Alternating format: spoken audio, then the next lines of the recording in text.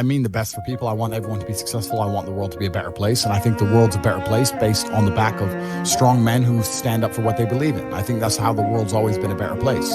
The Matrix programming says the opposite. They're telling us that to be a better place, all the men need to be weaklings and compassionate without any morals or without any hard lines or beliefs. And they must talk in a very, very soft way. And we need to be very, very compassionate and very, very tolerant and all these things. But if you look at history, the only times things were peaceful and nice is when strong men stood up with their swords and said, no, this is mine and this works this way and no one's going to come with it. I think that masculinity and strength is what makes things beautiful. It's what preserves things. And it's what we need more of. All of the problems in the world today could be solved by men of honor, not doing bad things, men of honor standing up and saying, no, this is wrong. That could fix a lot. Nobody seems to want to do it because they're too busy being distracted.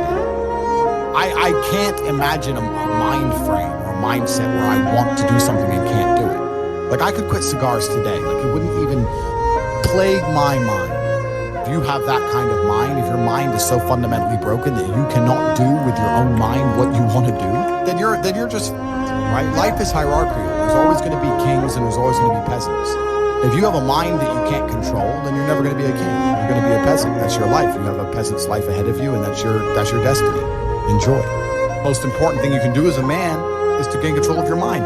Once you have control of your mind, life is so ridiculously easy. People say to me, Tate, you're in good shape. All you do is drink vodka and travel the world. You're never even home. You never even have a gym. How do you do it? It's ridiculously easy if you control your mind. If I decide to do 1,000 push-ups, I'll do them. I'm going to do 1,000 because I said I'm going to do 1,000. It's not fucking hard. Everyone knows what they're supposed to do. Once you control your mind, it's easy, right? Getting over a breakup with that bitch. You miss that girl, you're upset, you miss her with all your heart, da-da-da. But once you realize she's gone, if you control your mind, she's gone now. That's a shame. Off to the gym. I believe in finding a woman and loving her with all my heart. I'm not going to let her fucking take the piss out of me. I'm not going to let her walk over my standards or my boundaries. I'm a man. I love you with all my heart, and I said you're not going to the club with your girls. I want to go. Cool. Then we're over. And I will love you while I don't see you. I might still love you a little while, but fuck you. That's the line. You overstepped the line. Goodbye. I can love a bitch and ignore her texts. Watch me. Because I set the rules because I'm a man. It's my world. You step into my world. I don't step into your world. You step into my world. You're never going to win 100% of the time. You might love a bitch and lose her. Cool, but you might love a bitch and keep her. If I let her go to the club with the girls all the time, how long is it until she meets a new dude and cheats on me? You're going to lose her anyway, so why not lose her as a man, sticking to your fucking guns instead of losing her 7 months later behind your back? You're a full-grown man. You're scared of some emotions? You're scared of emotions to the point you let a bitch run your fucking life? It's insane. Sit in bed and be sad, play your chess, and go to the gym and be sad and lift your weights and be sad for a while and do your shit till you're not sad anymore. It's something you can do. It's something that is learned. It's something that is taught. But it's something that I needed to survive. So for me, it's easy, right? This is all I've ever known. That's just how it works. When men went to Europe and saw unspeakable horrors at the end of World War II, did they all come home and need therapy, or did they all come home and get back to life? Because that was, everyone was taught to have a mind that they controlled because they needed it to survive. There's no one else. That's how life worked back then. Now imagine there was a war that big. Imagine the fucking therapy, the fallout. I'm not saying they didn't see bad things. I'm not saying it's not hard. But that's how it works. That's life. Like, I've seen shit. We've all had our trauma. You have to get through it. By the way, I don't like working out. I hate it. It's a chore that I do every single day. It's just, I don't enjoy that. Things I enjoy driving. I enjoy driving fast cars around. And then, conquering Earth. This is my new hobby, is conquering Earth and freeing minds. I watched the movie The Matrix. I watched Morpheus, and I understood why he goes back inside the Matrix to free minds. That's what I'm doing. That's what I'm on this podcast for. I don't care if I take one person and I free his mind. That's my new hobby now. My new hobby now is replicating the mindset, which is going to be capable of resisting the oncoming enslavement of humanity. I am Morpheus coming in and out inside of the Matrix, driving the Nebuchadnezzar up and down from Zion, freeing minds. That's my new hobby, and I'll be around for a while. And then one day I might vanish and disappear. I can buy a $100 million yacht and just fuck off and not talk to anybody if I decide I want to. I'm here freeing minds for a while, and this is my new current hobby, and I'm enjoying it. It didn't take long to conquer the entire internet. All of it is mine. I own it. Done. This is it. Conquest. Conquest is all life's ever been for men. This is what men have an innate desire to conquer.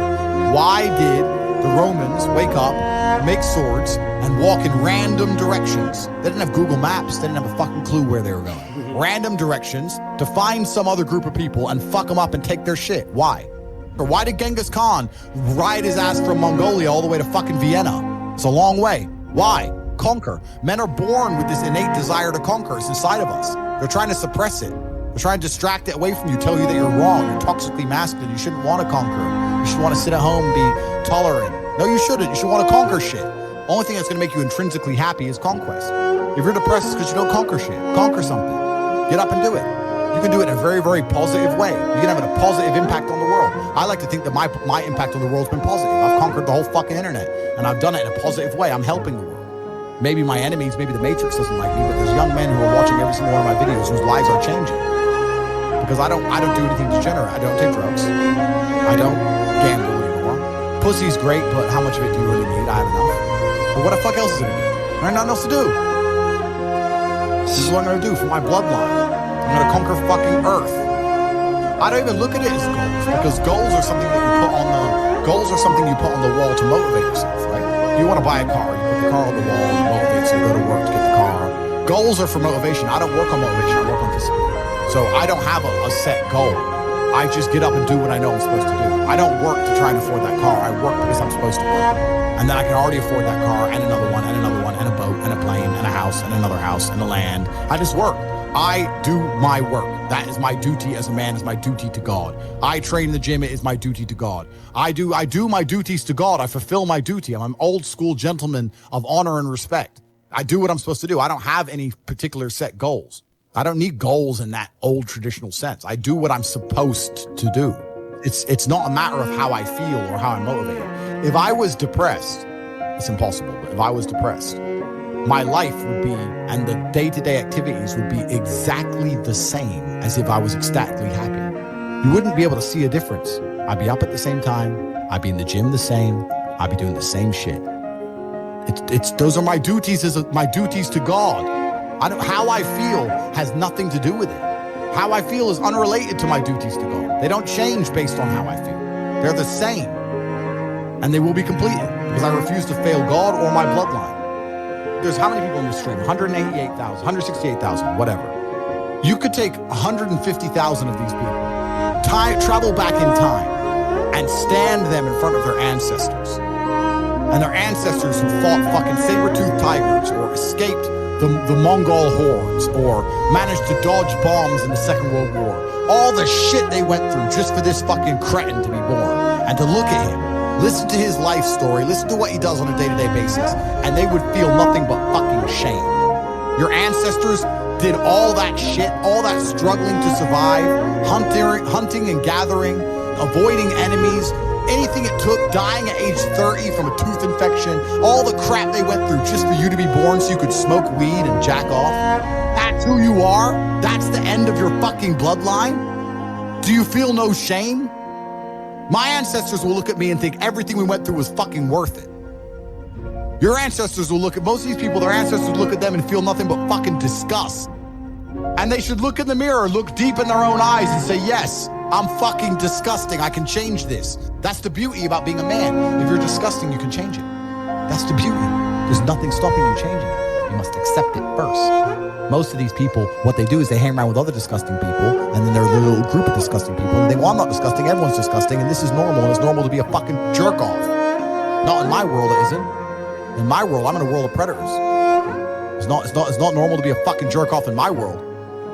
There are duties that men must fulfill, whether to God or to your brother. But this is a genuine, honest. I'll say this now. Of those 150,000 people, I guarantee you that they're fucking living relatives, their living parents aren't even proud of you. Your own father's ashamed of you, and you don't even feel fucking motivated to do shit. It's a fucking shame.